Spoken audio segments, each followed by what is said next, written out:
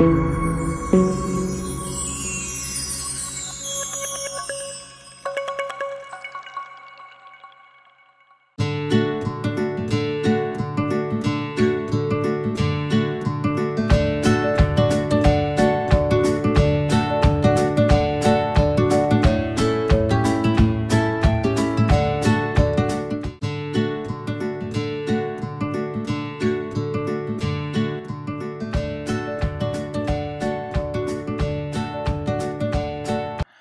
morning. This is the YouTube channel of the Study and Institute for IAS. Myself Aman Jha, and today is the third lecture of NCERT concept series. As you recall, we had started with the class 6 NCERT of history subject. See, the name is Our Past. See, in the previous lectures we have covered up until what books and burials tell us up till chapter 5, and today we are going to cover chapter 6, 7 and 8. So let's proceed. See, the name of chapter 6 is Kings, as we have seen 6, 7 and 8. So start with 6. Kings, Kingdoms, Kings and Early Republic. See, previously if you recall, in chapter 2, see the one was about sources, right? We undertook a detailed discussion about what are the kind of sources, okay? Then we came to hunter-gatherers. We discussed that from 2 million years ago up until roughly 10,000 years ago, human beings were in the stage of hunting and gathering, meaning they did not produce food and they lived a nomadic lifestyle. Okay, they kept wandering around in search of their food. Then in third chapter, we looked at the transition from the stage of hunting gathering to farming. Okay, farming and animal domestication, and at that point the first villages appeared. Then, though this is not part of this 6th class NCERT, but for the sake of understanding, let's understand that from villages, local, small scale, limited in terms of geographical reach, these small cultures developed, and this will be your subject matter when you start studying optionals, etc. From this stage, we reach to the stage of first urbanization, that was Harappan civilization. Okay,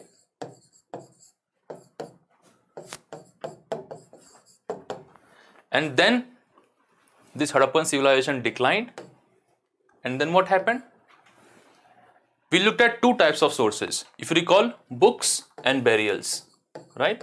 Books and burials, megalithic settlements and Vedic culture. Okay, this was for the period of this was for the interregnum between first urbanization and second urbanization. Okay, today we are going to start from here.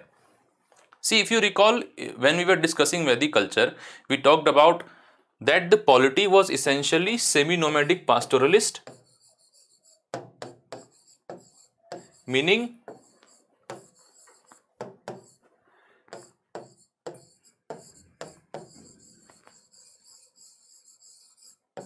okay, and this was the main structure of polity.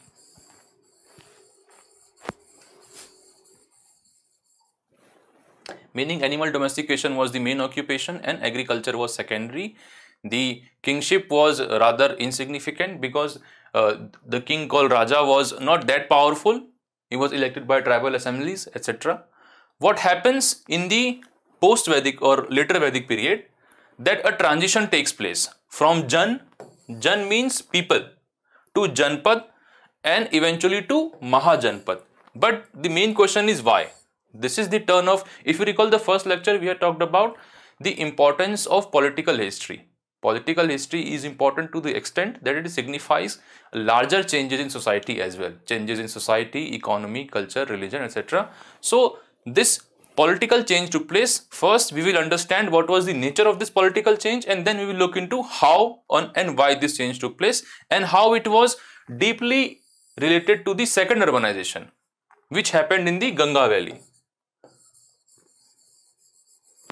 Okay, the Ganga Yamuna Doab, Ganga Valley, North India, in Indo-Gangetic divide, whichever word you want to use.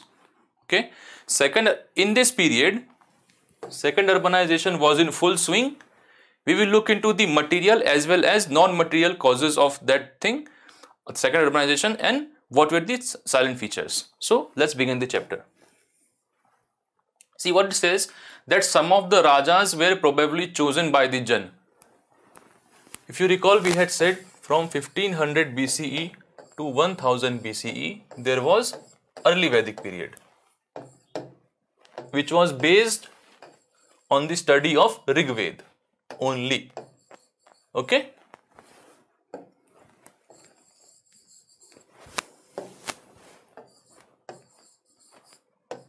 Now, from studying the hymns of Rig Veda, we realize that the Rajas were probably chosen by people. Jan means people. More specifically, the tribal assemblies like Sabha, Samiti and Vidita, in which the tribe was represented by its elders and important prominent persons. So, kings were elected. But around this time, around 1000 BCE, when the later Vedic period begins, changes took place in the ways in which Rajas were chosen. Okay, some men now became recognized as Rajas by performing very big sacrifices. The Ashwamedh Yajna or horse sacrifice was one such ritual. Some other rituals were also there, like Vajpayee chariot race. So earlier these kings were elected by tribal assemblies, okay, but now they were coronated, and what they did at the time of their coronation, they performed elaborate sacrifices. So it appears that the kingship had become largely hereditary. Okay, largely it had become hereditary. So that you will inherit the wealth of your father, and then you will use that wealth to perform these sacrifices. The Rajas who performed these big sacrifices were now recognized as being Rajas of Janpad. Okay, what we saw here, the transition from Jan to Janpad. So the Rajas of Jan were elected by tribe itself or by tribal assembly, but the Raja of Janpad became Raja by performing elaborate sacrifices, or they performed elaborate sacrifices at the time of their coronation. See, when you read the book, they have described the Ashwamedh Yajna in detail. One thing I want to emphasize is that the purpose of this lecture is not to dissuade you from studying NCERTs. You are still supposed to study NCERT. The purpose of these lectures is to explain how you should study NCERT and what sort of nuances you should look into. Okay, you should not think that since it's written for very young children, so it is insignificant book. There are many hidden gems in the book, and those gems we are trying to highlight here. Okay, so and also many of the reading between the lines kind of stuff have to be still omitted, because this is a rather introductory lecture. This is not a regular optional class or general studies class. To go further into details, you have to, pursue history seriously. So the word Janpad literally means the land where the Jan sets its foot and settled down. Now, why they settled down? This is the question. They have not answered this question in the book, but you should ask this question. Why they settled down? In Rig Vedic period, if they were semi-nomadic pastoralists, why did they settle down now? Because up to this period, they had become full-fledged agriculturist. Okay. Now, the agriculture was the main profession. And how do we know that? Just as we studied the hymns of Rig Veda and found out that from the frequency of different terms, we found out that animal domestication and pastoralism was main occupation, especially cow was very important. Similarly, by studying the literature of later Vedic period, we found out that now agriculture was most important, because the reference to agriculture, agricultural tools, agricultural processes, agricultural wealth increased significantly. Archaeologists have discovered some later Vedic sites. Okay, Purana Kila, this is in the Purana Kila area of Delhi. Hastinapur, this is in Meerut. And Atranji Kheda, this is in Etawah, okay, of UP. So these sites have been identified as important. They were not proper cities, but they were proto-urban, meaning larger than villages, but not reaching to the stage of cities yet. Also on these sites they found a very wide subsistence base, means a large number of grains, large number of different type of grains were, especially charred grains were discovered at these sites. New sources to study this later Vedic period. We said that to study early Vedic period, we use Rig Veda, but to study the later Vedic period, we have new set of sources that we will see in the next slide.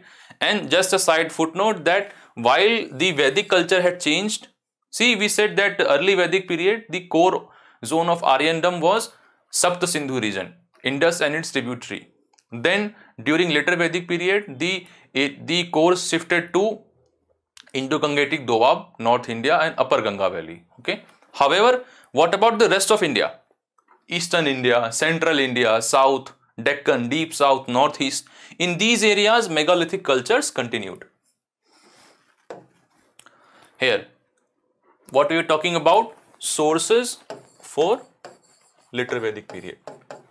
Here we will see them. We have many books that were composed in North India, especially in the areas drained by Ganga and Yamuna. During this period, these books are often called later Vedic because they were composed after Rig Veda, about which you learnt in chapter 5. These include Samved, Yajurved and Atharved, the rest 3 of the total 4 Vedas, as well as the other books. These other books include the Brahmanas, Aranyakas and Upanishad written on the basis of these Ved. Okay? These were composed by priests. They described how rituals were to be performed. They also contained rules about society. Okay? Now look, please pay attention to these 2 terms. Now the earlier Rig Veda only talked about hymns that were dedicated to gods. But now they emphasize how different rituals and sacrifices have to be performed. Okay? Also, many of them, especially the early Dharma Shastras, talk about the norms and laws and rules for the society. You must have heard the word Manusmriti. Actually, it is a commentary over the earlier Dharma Shastras. Okay? So, the nature of religion, the nature of economy, as well as nature of society is also changing. There were several different groups in society at this time. Earlier, the focus was mainly on Rajanya, Brahmanas and Vish. But now they are talking about many different groups. So society, social differentiation is also increasing. Okay? Several different groups. Who are they? Priests and warriors, farmers, herders, traders, craftspersons, laborers, fishing folk and forest people. See, forest people were normally non-Aryans. But what happens up to this point, the interaction and cultural exchanges between Aryans and non-Aryans has increased so much that they are mentioned and being represented in the Vedic literature. Some priests and warriors were rich, as were some farmers and traders. Others, some were rich, some were not. Means inequality, social inequality had also crept in up to this point. As were some farmers, traders. Others, including many herders, craftspersons, etc., were poor. So the society had become differentiated. The priests divided people into 4 groups called Varna, social division. So apart from social division between rich and poor, you have another and perhaps more important kind of social division on the basis of Varnas. According to them, each Varna had a different set of functions. And here comes the Varna hierarchy. The first Varna was that of Brahmanas. The Brahmins were expected to study and teach Vedas, perform sacrifices and receive gift. Okay. In the second place, we talked about rules about society. These are the rules. Okay, here they are talking about, they are prescribing duties and roles and responsibilities for the members of each of the Varnas. In the second place were the rulers, also known as Kshatriyas. They were expected to fight battles and protect people. There were the Vish or the Vaishyas. They were expected to be farmers, herders and traders. Okay, the common people. Now see, earlier they were mostly referred to simply as Vish or Jan, common people. Now, even the common people are divided on the basis of their occupation, on the basis of their varna, on the basis of their, position in social hierarchy. Okay. Both Kshatriya and Vaishya could perform sacrifices. So, see what it tells you, what this slide tells you, that for there are new sources to study a new period. Obviously, they are literary sources. We do have archaeological sources, which we mentioned about in the last slide, that we looked at places like Purana Kila, Hastinapur and Meerut, but there have been very limited archaeological excavation for a variety of reasons. What are those reasons? So that is a subject matter for higher level classes. You were expected. Okay, first is sources. Second, not only these sources highlight political changes, they also highlight social changes, they also highlight economic changes, and they also highlight cultural changes. Okay, using the same set of sources. Remember, if you remember, we had talked about we will study mostly any period along 5 dimensions: economic change, political change, social change, cultural change, and religious change. Okay. Now in this graph, they had this map, they have shown some important Janpads. Don't worry about Mahajanpad right now, we will see them later. Okay, this is your Hastinapur, Kuru Janpad, Panchal Janpad, Kosal, Magad, Vaishali, Gandhar, Avanti. Now some of them went on to become, for example, Kosal, Vaishali, Magad, Avanti, Gandhar, they went on to become Mahajanpad. Okay. In fact, Kuru Panchal also became Mahajanpads.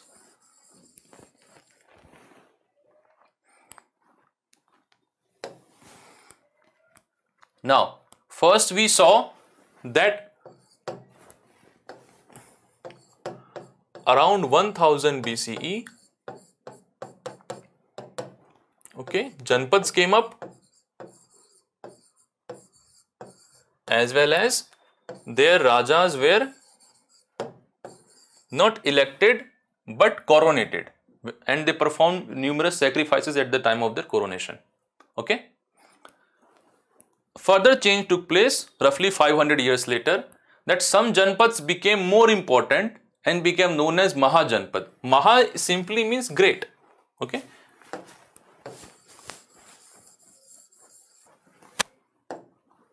What were their features, or what did they do to become Mahajanpad? They fortified their cities and capitals. Now there could be a variety of reasons for fortification. First, security from invaders, attackers. Second, showing your wealth, your pompousness, grandeur. And law and order, to better control and manage the people living inside those cities.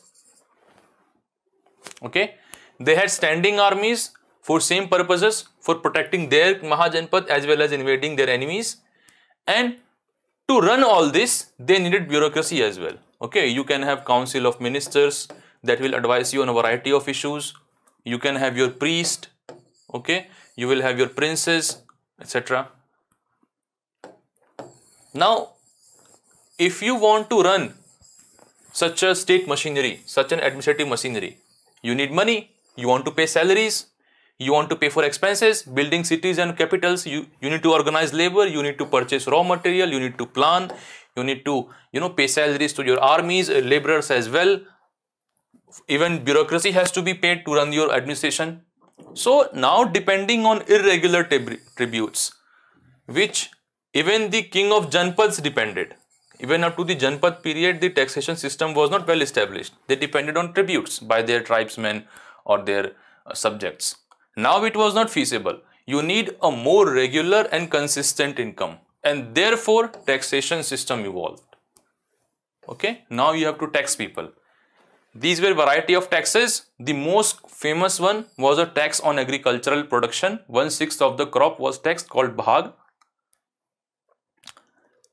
Other groups of people, for example, like craft persons, now they would not have agricultural, production to pay. So how would they pay? They will pay in terms of their labor. Okay, for example, out of 30 days of the month, you have to work or produce goods for king.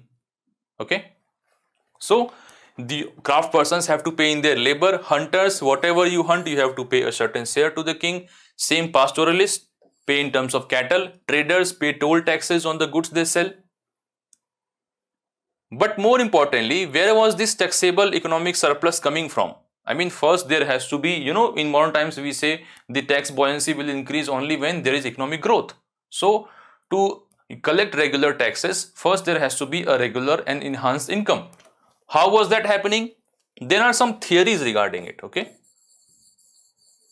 And these theories are hotly debated. When you start studying for optionals, there you will go that how Marxist scholars give certain theories, how revisionist scholars, refute them, and how new technology is helping us to construct new theories. So that is a matter for serious discussion. For right now, what they have given in NCERT, they say that due to technological changes like iron plowshare or iron sickle, iron axes, which can be used to cut trees, which can be used to plow ground more deeply, okay. So technological changes like that, then paddy transplantation, these things increased, production and a large scale deployment of das, slaves and, wage laborers. Due to karmakar is a wage labor. Okay, due to these reasons, there was increased production, which was then taxed, okay, and using this taxation, Mahajanpads ran their administrative structure. They have given one picture of Kausambi. This is near Allahabad.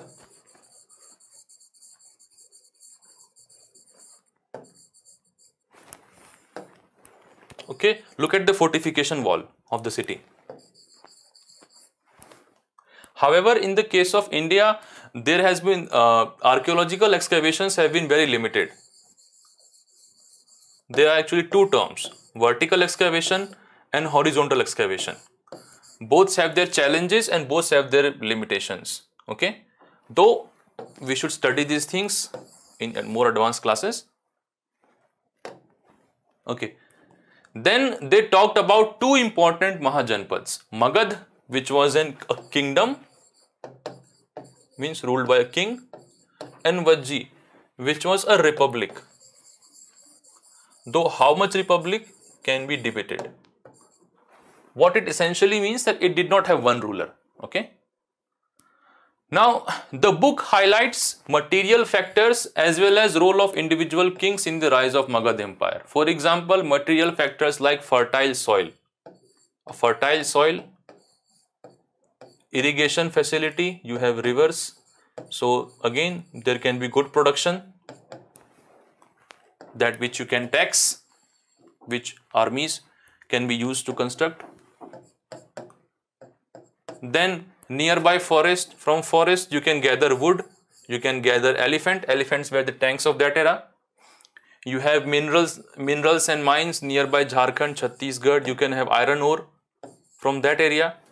Okay, important transportation network of rivers. So such material factors are highlighted, and also the ambition of individual kings like Bimbisar, Ajatasattu, etc. Nanda dynasty. So they have highlighted that due to these reasons, Magad Mahajanpad became a empire, because it rather absorbed nearby Mahajanpads as well. And then they talk about Vajjis. They were in North Bihar, current Mithila division, Tirhut division, and perhaps some parts of Nepal. Now, was it a republic or an oligarchy? See, republic is a modern term, okay? Not actually modern term, its modern meaning is that the head of the state should be elected. Now, people did not elect the Rajas in Vajji, but it was more of an oligarchy, means ruled by the rich people, a small number of rich people, okay? However, it was certainly as democratic as Athens, which is, worshipped, or rather taken as a source of inspiration for Western democracy. See, Athens was a city-state in ancient Greece, And there also there was a very similar republic where the rich and powerful of the society and the city sat in assemblies, took important political, economic and social decisions, and only rich men of certain age were allowed to be members of those assemblies. Women could not be members, people below a certain age could not be members, slaves could not be members. So a very large number of people were disenfranchised. Those institutions, either Vajji or Athens, they cannot be called republic in modern sense. They were at best oligarchies, rule of rich people, not a single king like Magad, but a large number of rajas, sometimes as many as thousands. They sat in assemblies. Their capital was Vaishali in modern Bihar. So every year they will hold their sessions. You can compare them with parliamentary sessions. Okay, there they will take decisions about waging war, concluding peace, important investment in agriculture, important festivals to be celebrated. So all the important decisions will be will be taken in the assembly of these rajas. They are referred to as Gan as well as Sangh in literature. And surprisingly, both Buddha and Mahavir were from one or the other republic. Some of the most vivid descriptions of the life in the Sangh can be found in Buddhist books. Why? Because of this reason, that Buddha was from a republic, and also he constructed Buddhist Sangh along the line of Sangh of oligarchic Sangh. So there is another point that, see, the kingdom and these republics, they are essentially two different political systems. Therefore, they are bound to be hostile to each other. I mean, the hostility of Ajatasattu to a Magadhan king to the Vajji republic is iconic. There have been movies on it. Okay, I mean, there is a very old movie in which Sunil Dutt plays the role of Ajatasattu. There is a very important, a very famous Jatak story in which Ajatasattu sends his minister to talk to Buddha and ask him how he could defeat Vajjis. So obviously, because these two were two different sort of political systems, the republics faced hostility of kings. In fact, Ajatasattu, after a very long protracted struggle, annexed Vajji. However, some other republics continued right up till the Gupta period, when they were extinguished by Samudragupta. Okay.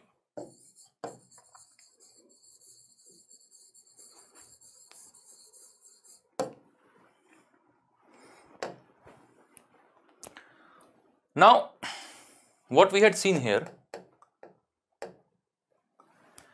that later Vedic society was divided into different varna: Brahman varna, Kshatriya varna, Vaishya. Okay. Another varna, Shudra varna, is not mentioned here. Okay. The next part of this table is given here. Many people did not accept this system of varna laid down by Brahmins. Some kings, see, many people did not accept, means a challenge to this order, a challenge to this socio-economic worldview. Okay. Some kings thought they were superior to priests.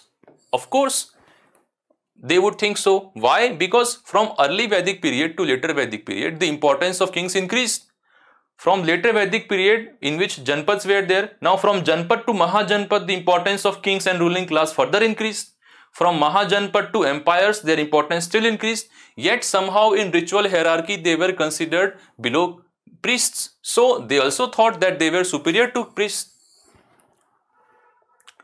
Also, others felt that birth could not be a basis for deciding which varna people belong to. So they challenged this point. Birth could not be a basis.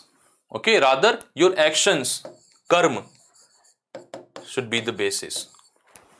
Okay, a rather egalitarian and a rather modern view. Besides, some people felt that there should be no difference among people based on occupation, giving equal respect to people regardless of which occupation they performed. Equality. Others felt that everybody should be able to perform rituals, and others condemned the practice of untouchability. What we said there, they had forget to mention Shudras, and they were the fourth varna, and there was this group of people that were not included into any of the Varna. They were called Antyajas.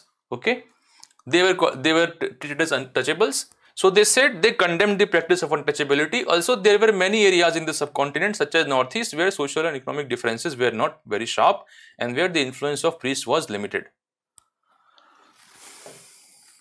So there were numerous challenges to the economic, political, cultural and social ideas. Okay, economic ideas, because people should not be treated differently due to their occupation. Okay, untouchability was decried. Okay, people should be allowed to perform rituals. Religious idea was challenged. Kings thought that they were perhaps more important than priests, so political ideas were challenged. So up to the end of later Vedic period, the entire socio-economic, construct was being challenged by a variety of people on different grounds. Therefore, chapter 7 focuses on new questions and ideas. What were the questions that were raised in the previous chart and new ideas? We will see what were the new ideas. See, first we have said that material factors give rise to new ideas and ideologies. For example, communism.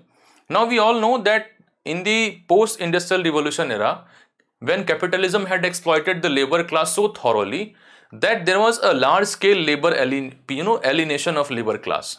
They consequently developed class consciousness, and then there were many socialist revolutions culminating into the Bolshevik revolution. So what had happened, that material factors, for example, industrial revolution, gave rise to new ideas, meaning socialism.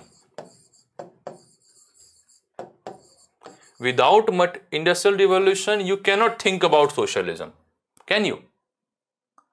Similarly, rapid socio-economic and political changes taking place in the society, they also inspired new ideas and ideology. What changes had taken place? Rise of Mahajanpads. Earlier, they were only Jan.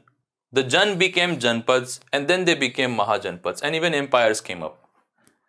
Similarly, simultaneously, urbanization was also going on. We saw there was now division between rich and poor, division between, different Varna, changes in urban as well as rural lives. Okay, even rural society was getting differentiated because increase in agricultural productivity was causing social inequality. So these rapid changes were going on. The increased worship of wealth, okay, people flaunting their wealth. On one hand, you talk about separation of Varna, but in urban areas, different Varna have to cooperate with people belonging to different Varna, have to cooperate with each other, perform occupation that may belong to different Varna. So many challenges. So many thinkers tried to understand these challenges. Okay, they were kind of disillusioned with modern society. Modern at that time, not now. Disillusion. Okay. And who were these thinkers? Though there were many of them, there were as many as more than 60 heterodox sects, but we mainly focus on two sects about which evidence have survived. Buddhist and Jain thinkers. See, now Buddhism and Jainism are religion, but every new religion starts with a social movement, and every social movement starts with thinkers giving some new ideas. Okay? And Upanishadic writers. We were focusing on these two set of thinkers that raised new questions and gave new ideas. Here, Buddha belonged to. Okay, first we take a brief view about Buddha. Buddha belonged to the Sakya Gan. See, Republic. Now his birthplace, we know Lumbini is in Nepal. And the Sakya Gand was possibly on the Indo-Nepal border areas. The Piprahua place is, there is a very, recently a monastery and stupa was discovered at Piprahua, which is modern UP, which might be the location of Kapilvastu, Sakya's capital. He was a Kshatriya, so was Mahavir. He left his home. See, the life story of Buddha and Mahavir, Vardhaman, is very similar. Both Buddha and Mahavir had very similar journey. They both born in republican clans. They both were Kshatriyas. They both were disillusioned with modern lifestyle. They both wandered in search of truth and knowledge.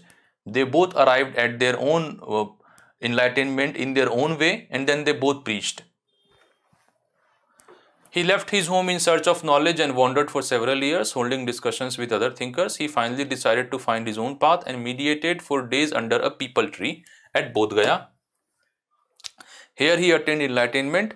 He then went to Sarnath, where he gave, Sarnath is near Varanasi. Bodh Gaya is in South Bihar, okay, where he gave his first sermon. This event is called Dharma Chakra Pravartan, and it is represented by a wheel. So if anywhere you see a wheel, you understand that they are trying to represent the first sermon. Okay, he spent the rest of his life going from place to place, teaching people till he passed away at Kushinagar, Kushinara. This is in modern UP, in eastern UP. This place is located. The life story of Mahavir is, very similar. Okay. The story about personal life of Buddha is a good example of dissatisfaction with material progress. As you remember, when there was, on one evening, he ventured out of his palace and he saw a dead man, a sick man and a very old person in that order, and that was the trigger point of his disillusionment. Jain principles also reflect a concern with moral decay. Now you must remember those 5 principles: Satya, Ahimsa, Asteya, Aparigraha, Brahmacharya. Okay, do not lie, do not steal. Okay, such principles. So these are very clearly robust moral principles. Therefore, you can take inference from it that they were also confronted with moral decay, which might have been caused by rapid socio-economic and material changes in society. Also, why Buddha preached in Prakrit? It was a language of common people. Means he must have realized that my understanding of dhamma must reach to common people. Okay, it is no longer an esoteric exercise. On the other hand, the language of Vedas was old Sanskrit, spoken by very few people. So he must realize that no, my message cannot remain elite, it must reach to the common people. Therefore he preached in Prakrit. The rest of the chapter focuses on things like evolution of Sangha system, stup, monasteries and renunciation traditions. Okay. For example, Sangha system, what happened that Buddha arranged his disciples, his earliest disciples in the form of a Sangha, like the Sangha or Gan of a republic, like republican states. Okay. What they would do? They would go around place to place, preach the Dhamma, okay, and for a brief period in the monsoon, during the time of monsoon, they will rest somewhere. Gradually, more and more disciples accreted to the, or rather got associated with Buddhism, this Sangha expanded. Now what happens that earlier monks used to live in temporary shelters, in caves, in gardens, okay, but as the number of followers and the number of the performing or practical disciples increased, they had to come up with permanent structures. So they started with Sangha system. Why? To preach Dhamma. Okay. The Buddhist monks will be arranged into a Sangha. And they will have very specific rules of Sangha. Okay. For example, any decision of the Sangha will be taken in an assembly. Every fortnight, the monks will gather in an assembly. They will, take routine decisions, talk new issues. So, earlier they used to wander year round and rest only once during the monsoon season. However, as the number of followers increased, now there must be some followers, some disciples, some monks that were young, so they can go year round. But what if a monk has become old? He cannot travel that much. Okay, so as the number of monks increased, the monasteries came up. Okay, permanent structures. Instead of semi-permanent structures, came up the permanent structures. Earliest one must have been made of wood. Gradually, caves were carved out, hewed out to make monasteries. Also, even stup, though historians believe that the practice of constructing stup to commemorate important leaders is actually pre-Buddhist. First, it got associated with Buddhism and later got completely appropriated. And what happened that stup were constructed in monasteries as well for worship of, for worshipping reasons. It first started with constructing stup in the memory of Buddha. His relics were, distributed into different stupas, and then the practice, proliferated, and even the Buddhist monks and important Buddhist personalities were given or commemorated with the help of stupa. And also in both Buddhism and Jainism, this tradition of renunciation, the idea that you cannot get rid of the moral problems of society without renunciating the society also emerged during this period. Not only in Buddhism, in Jainism, but also in the Vedic tradition. The idea of 4 ashrams, the fourth one being brahmacharya. The fourth brahmacharya, grihasth, vanaprasth and sannyas. So this renunciation tradition also came up during this period. Okay. Now in the book they have raised an important question. What that question is? They talk about, they ask you to come up with 2 ways in which the Buddhist Sangh was similar to the Sangh or republics of or republican states. And they ask about the 2 ways in which they are different. So the difference is very clear. This is for religious purposes. Okay. The members are not rajas but Buddhist monks. And the similarity is that governance structure was similar. Okay. The elderly monks will gather in assemblies. There they will take decisions and perform important rituals, etc. So what it actually highlights, it tries to highlight that Buddha was so impressed. Earlier we saw that some of the vivid descriptions of life in Sangha was given in Buddhist literature. Also it says that since Buddha was himself from one of the republics and he was very impressed with the republican polity, he constructed his own religious order along the line of those republics. Okay. Another thing, that social message of Buddhism and Jainism was actually a revolution. Why? Because they opposed Varna hierarchy. They allowed all sorts of people to join their order. Okay. They argued against untouchability. They even allowed women to become member of their Sangh. So due to such reasons, it was actually a social revolution. Why Buddhism still resonates? See what it says. That just as waters of rivers lose their names and separateness when they flow into the mighty ocean, so as Varna and rank and family forgotten when the followers of Buddha join the order of monks. So this is the social revolution, that they disregard your social hierarchy, your economic status, your gender, your personal identity, and accept you as part of their order, and preach social equality in public life as well. And that is why it has been the inspiration of a self-respect movement and the movements among the scheduled caste even now in modern days. This is the reason for it being source of inspiration. Also, there are many more angles. For example, the relationship of Buddhism with traders, the trading class, the relationship with Kshatriya class. We saw that some kings thought themselves to be more important than priests. Okay, what were their economic doctrine?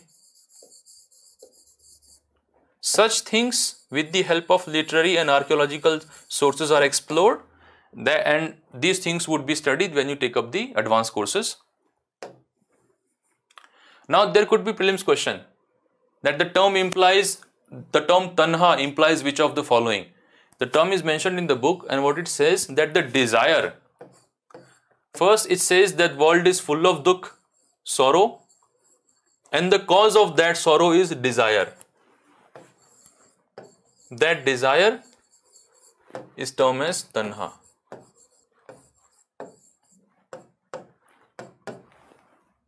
Which language Buddha preached in? The answer is given is Prakrit. And the difference between Chaitya and Vihara. somewhere in 2012 or 13 this question was asked in prelims, that what is the difference between Chaitya and Vihara. In Vihar the Buddhist monks live here, and here it's a kind of prayer hall where they pray, meditate, and often, especially if you have been to Ajanta Ellora, you will see in the Chaitya halls there is often a stoop at one corner right against the entrance. Okay. Now we had talked about Buddhism and Jainism, and now we talk about Upanishads. Upanishads are included among the later Vedic texts, and this word Vedantic, based on the, since they were composed at the end of the Vedic corpus, they are often termed as Vedantic, any end of Vedas, and the Vedantic philosophy is based on the ideas of Upanishads. Okay, though we will explore this relationship more deeply in advanced classes.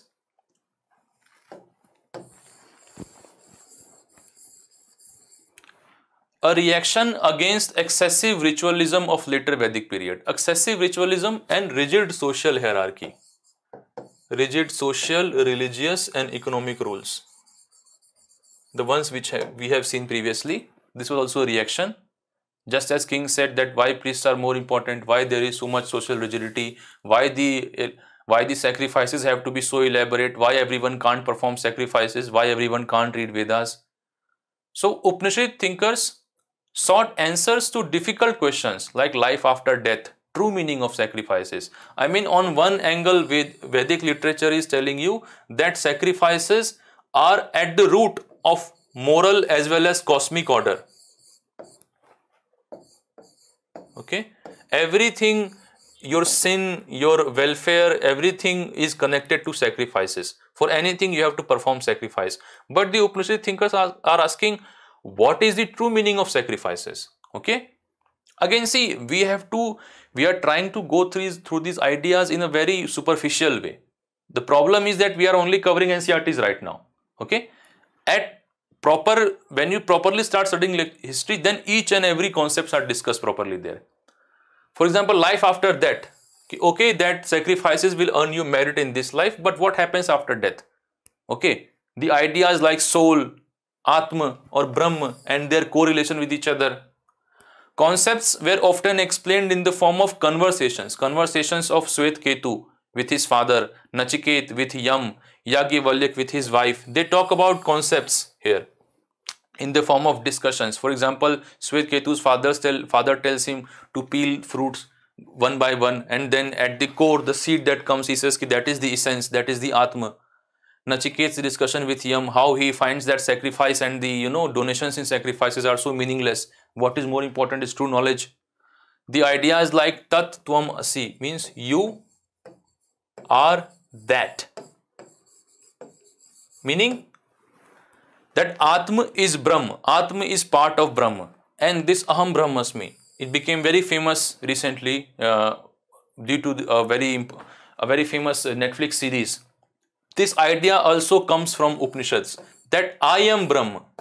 I am Brahma means I, the individual Atma, the individual soul, is not only a part of the Brahma or eternal soul. In fact, I am itself. I am Brahma itself. Okay.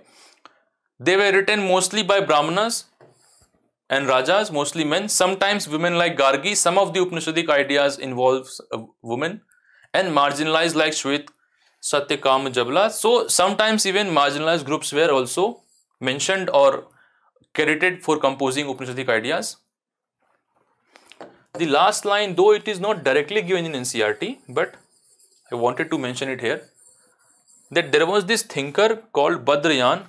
He wrote a commentary on Upanishadic ideas called Brahma Sutra, and based on this work, Shankaracharya developed his own Vedantic philosophy during the early medieval period, and he is called the a kind of pontiff of modern day Hinduism. So Brahma Sutra is the link between original Upanishads and the Upanishadic theory of Shankaracharya.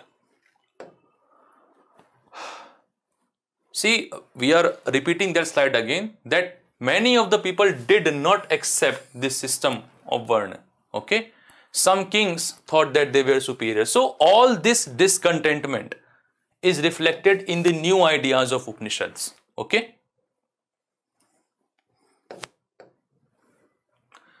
Coming to the last chapter, see, we had seen that from Janpad appeared Mahajanpad, and among the Mahajanpads, Magad became the empire. Now, Magad was ruled by Nanda dynasty, which was overthrown by Chandragupta Maurya. Chandragupta Maurya, who laid the foundations of Maurya dynasty, and Ashok was his grandson. So this is the link between Mahajanpad period and the period of Ashok. What is it? This is the lion capital. It is on, you must have seen it in so many places, coins, notes, currency notes, not your class notes, and then you on the stamps in so many places. It's a rather a royal symbol of Indian Republic. Okay, and actually this is taken from a place called Sarnath. At Sarnath, this lion capital is there on the top of a Ashokan pillar. Okay, so what it says that Ashok, the emperor who gave up the war. Here, how do we know about the Mauryan Empire? Our sources are of two types, literary as well as archaeological. Among literary sources, religious and non-religious, which can be called secular. Among religious, you have Buddhist sources as well as Brahmanical sources.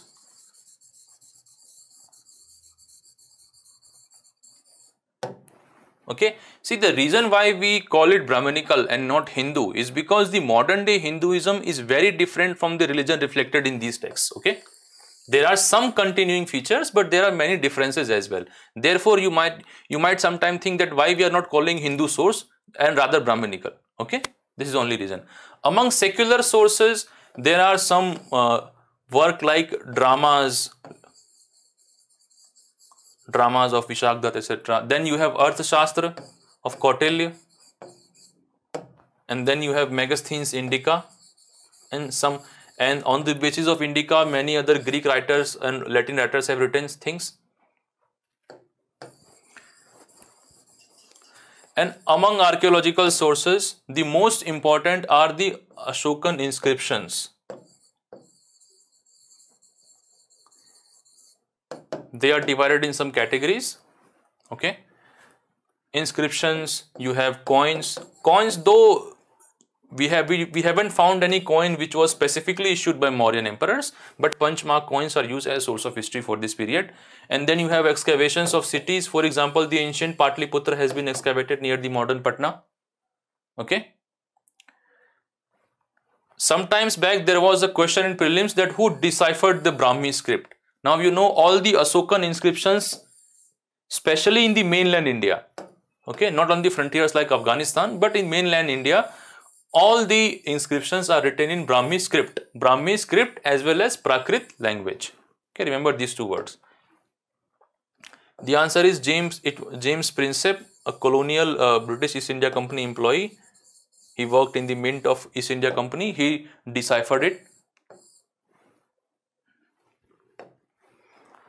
Now we have given a small glimpse from Megasthenes Indica. Megasthenes was an ambassador who was sent to the court of Chandragupta by the Greek ruler of West Asia named Seleucus Nicator. Basically, Seleucus Nicator has inherited Alexander's conquest in West Asia. He was one of the Alexander's generals. Okay. Megasthenes wrote an account about what he saw. Here is a part of his description. Okay. He describes the capital Patliputra. The occasions on which the emperor appears in the public are celebrated with grand royal processions. He is carried on in a golden palki. His guards ride elephants decorated with gold and silver. Some of the guards carry trees. And then it says the king is normally surrounded by armed women. See, curious thing, surrounded by armed women. He is afraid that someone may try to kill him. Why? Because not trusting male bodyguards. He has special servants to taste the food before he eats. Why? Obviously the threat of being poisoned. Someone might poison him. Even the circumstances of Ashok's coronation to the kingship were also very violent. He never sleeps in the same bedroom for 2 nights. See, such a high level of security threat. And about Patliputra, modern Patna, he wrote, this is a large and beautiful city. It is surrounded by a massive wall, fortification. It has 570 towers and 64 gates. Though this might be an exaggeration, he may have miscounted.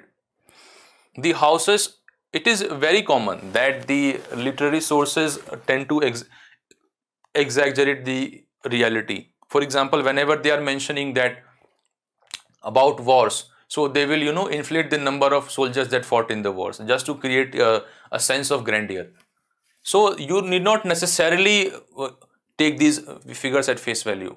The houses of 2 and 3 stories are built of wood and brick. Now see, this assertion is easy to accept, that there were 2 and 3 story houses built of wood and mud brick, and this also tells you why those structures have not survived, because wood will decompose, mud brick will decompose even quicker. But to say that a city has 64 gates, now either those gates have to be very small or he has miscounted. The king's palace is also of wood decorated with stone carvings. Same reason why palaces have not survived. Only see, from such a long period, only stone structures or things made of metal will survive. Though even metal will rust, very extensively, but still they will survive. But wooden structures just cannot survive from that period. Decorated with stone carvings, they can survive, and therefore only these things are found from a village called Kumrahar near Patna. From 2 villages near Patna, they have found some remains of a Mauryan palace. It is surrounded with gardens and enclosures for keeping birds. So this is how a literary source like Megasthenes Indica helps us as a source for the study of Mauryan kingdom. Megasthenes also mentions about the municipal administration of Patliputra. See, the difference between reading NCERT and taking up a foundation course or a serious study is that then you will go into details of how Megasthenes Indica is, how good a source it is. Okay? What are the challenges? How you can juxtapose other sources to study the Megasthenes Indica. Next, they have given some important inscriptions where they were found. Okay. Now, again I will say, if something is given in the map of a 6th class NCERT, there could easily be a prelims question on the basis of it. Also, there is a large classification between different types of inscriptions. There are major rock edicts, there are minor edicts, there are pillar edicts, though those are not mentioned here and we don't need to go there at this point. So anything can be added. Ram Purva. Okay, you must have seen a bull capital. It's kept in the Rashtrapati Bhavan. Okay. Sarnath is here, Koshambi, Gurjara, Girnar. So all these places are given. Some of these like Ujjain, Patliputra was the capital of empire. Taxila and Ujjain were the provincial capital. See, even in Afghanistan, as far as Afghanistan, they have from Brahmagiri, and there is no reason to think that there wouldn't be no inscription in this part. There could be. We may not have found it yet. There is no reason to believe that there would be no inscription in this part. What is that? We haven't found them yet. Okay. So from Afghanistan right up till Karnataka, the Andhra border. Okay. Such was the expanse of Mauryan Empire. Okay. If possible, try to remember the names of these places, because they could easily construct a prelims question that from which of the following places Mauryan inscriptions have been found. Now it is easy to guess Sarnath, it is easy to guess Sanchi or Girnar, but a place like Kalsi in Uttarakhand, okay, even in Delhi, now they will give you Delhi among the options and you will think no, there is no Mauryan inscription, but from a place called Bahapur in Delhi they have found an inscription. Okay, so please try to remember the names. Now an interesting point is raised. Up until Mahajanpad period, we saw that those states had fortified cities and towns. They must have had standing armies. To manage their administration, you need bureaucracy. To pay for all this, you need regular taxation system, and for taxation you need economic surplus. Now how empires are different from kingdoms? Emperors need more resources than the kings. So from Mahajanpad to empire, you need even more resources because empires are larger than kingdoms and need to be protected by big armies. Alright? See, there were 16 Mahajanpads, but there was only one Mauryan empire. Okay? So they also need a larger number of officials who collect taxes. And even from Arthashastra and Indica, we do find mention of many officials. Even from Ashokan inscriptions, we find mention of officials like Dhamma Mahamattas, etc. The whole idea is how efficiently you collect taxes. Okay. Then we come about, see, now you need more resources. For that you need more taxation. And for taxation you have to give good governance. So ruling a vast and diverse empire, how would you do that? Different parts of the empire have to be ruled differently. I mean, in modern times, what we have a uniform administrative structure from Delhi to Kanyakumari, from Nagaland to Gujarat. The administrative structure is same. Okay, same IPC, CRPC, same civil code, same criminal code, everything is same, barring the small federalism related differences. But behind such uniformity in administrative structure, you have technology. Right? Any disturbance in one part of the country can be reported to Delhi immediately. Okay, and resources can be transferred immediately. Okay, resources can be brought back immediately. So modern level of administrative centralization is underpinned by technology, but at that time you had no technology. So there is no way from center capital like Patliputra you can govern a distant part like Afghanistan and Karnataka and Gujarat with same efficiency as you can govern Patliputra. So what it tells you that different parts of the empire have to be ruled differently. And these are theories. Okay. In fact, the theories regarding Mauryan Empire's administration and its centralization have, swing very widely in recent past. What it says, these areas will have most centralization, the core areas around Patliputra. What it means that all the important officials, spies, bureaucrats, policies will be decided by king or rather closely supervised by him. Okay, the taxation system will be more regular, and if you don't pay, there will obviously even the punishment will be swift. Then comes the second category, provinces and provincial capital. In this map, we have mentioned two sorts of provincial capital, Ujjain and Taxila. But there must be a provincial capital for these parts also, right? There are provinces and provincial capitals. Often princes, royal princes were appointed in charge of provinces. Even Ashok was called Ujjain Karmoli because he was perhaps the provincial, head of Ujjain province. Obviously, a province will not be as tightly controlled or as tightly governed as the core area. What will happen? The key officials, including princes, will be appointed by emperor, princes as governor and other key officials, but the rest of the administration has to be fairly autonomous. Not everything can be reported, not every decision can be asked from emperor. You have to decide locally. There has to be a considerable degree of autonomy for governing provinces. Okay, and then comes the strategic locations, roads, riverine routes between these centers. Now,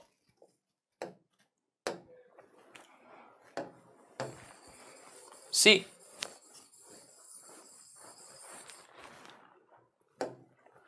from Patliputra to say a Meerut area, okay, imagine this is a province and this is the core area. Now in core area, emperor will control everything more closely, and in province, at least the provincial capitals will be governed more properly. But what about the vast area between these two? What about the river routes, the Ganga, Yamuna, other rivers? What about the forest tracts? What about the strategic locations? Okay, it is believed that between provincial capitals and important cities and core areas, the center governed only strategic locations. Okay, you only ensured that a particular road between two cities or between capital and provincial capital is under your control. Riverine routes are under your control.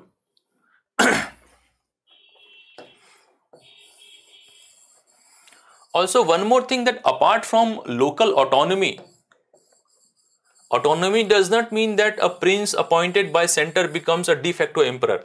Yes, autonomy is there, but that prince must respect local norms as well. Otherwise, simple rebellions will happen very frequently. If you do not respect the laws and customs of local people, if the prince would not respect the laws and customs, see, because emperor cannot come with his large army to help you each and every time. You have to come up with a compromise with local rulers, local, rich people, local previous rulers. So, autonomy plus local norms also have to be respected. And apart from these, there must be people who live on the fringes of empire, people who live deep in forest, people who live on the frontier areas, okay, people who haven't been fully subjugated to the reign of empire. What they do, they normally pay tributes and levies. They are irregular, unlike taxation that are paid regularly, the sum is fixed. These things are irregular. What happens that if you are producing something, then you pay a part of that as tribute, and then apart from that you are fairly autonomous. An emperor or his provincial governor or provincial officials will not interfere in the administration of the tribe. You are free to govern your tribe, you are free to govern your area as long as you pay tributes.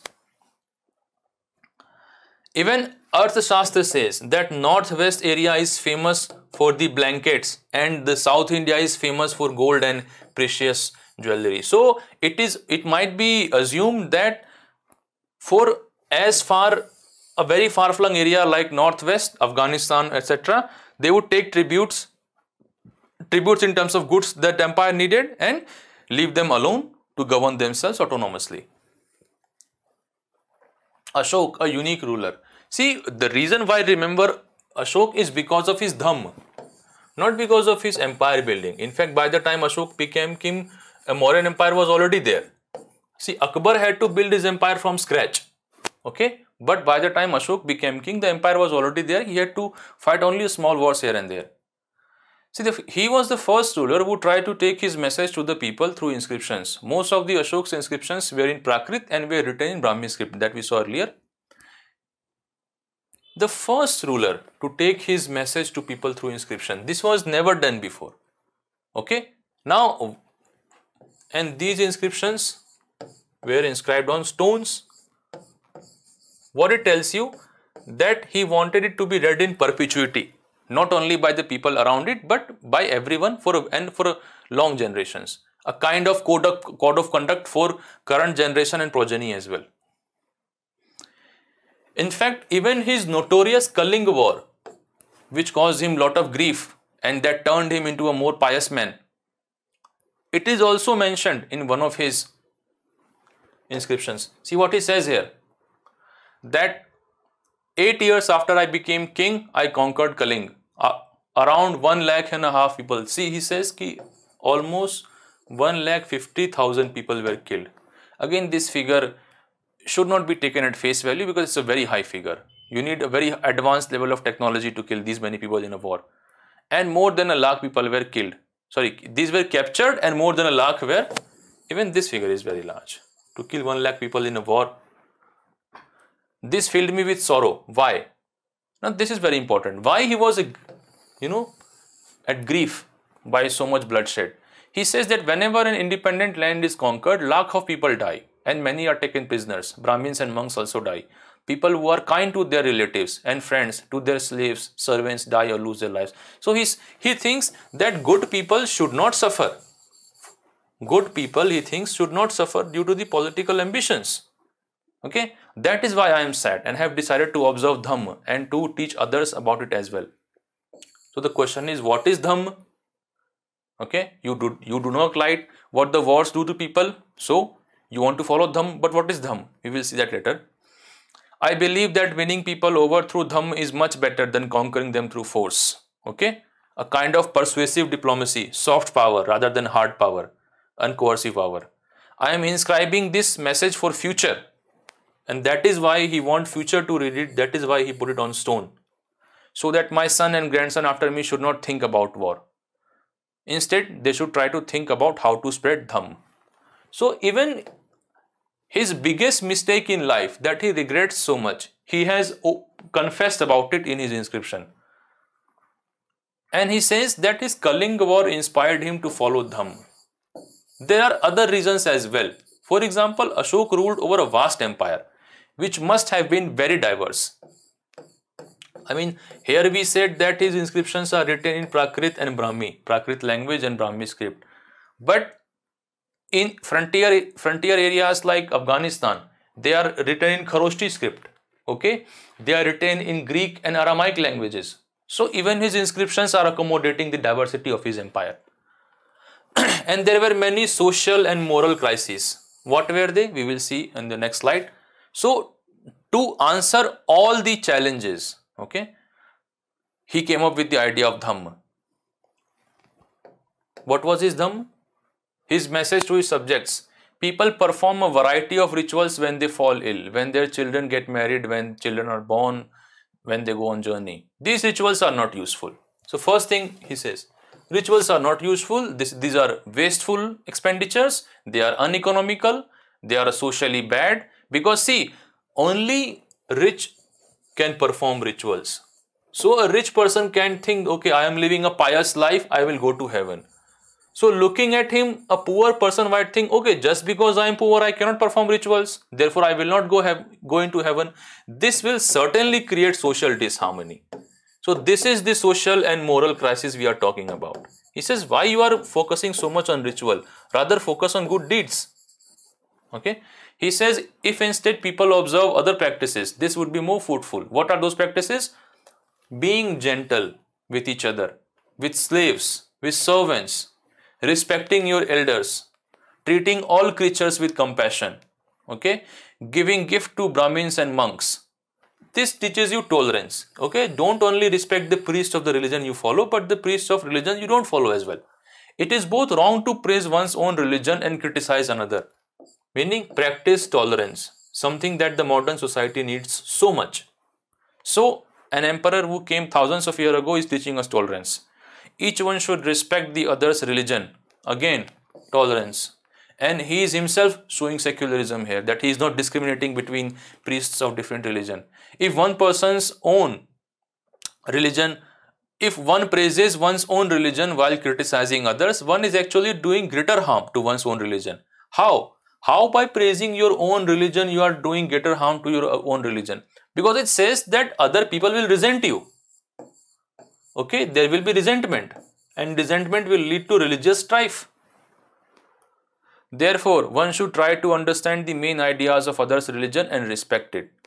Pandit Jawaharlal Nehru, the first Prime Minister of India, wrote, his edicts, means instructions given in inscriptions, still speak to us in a language we can understand and we can still learn. See, India was partitioned along religious lines. And Jawaharlal Nehru saw the bitter legacy of the partition. Therefore, when he sees that an emperor who ruled thousands of years ago says that do not praise your religion uselessly, it only hurts your own cause, respect other religions. So he must have realized that how relevant that message is, how relevant that king is, and therefore his insignia is the insignia of Republic of India. What else he did? So he mentions in his own inscriptions that he has appointed ministers who are in charge of spreading Dhamma Mahamattas. Okay. He also sent ambassadors to foreign countries as far as Syria, Greece, Sri Lanka, etc. to spread the message of Dhamma, a kind of soft diplomacy you can say. And by his own inscriptions, he says that I have undertaken many welfare measures like hospitals for both people and animals, constructing trees, giving shades, digging wells, etc. So due to these reasons, remember he is the first emperor.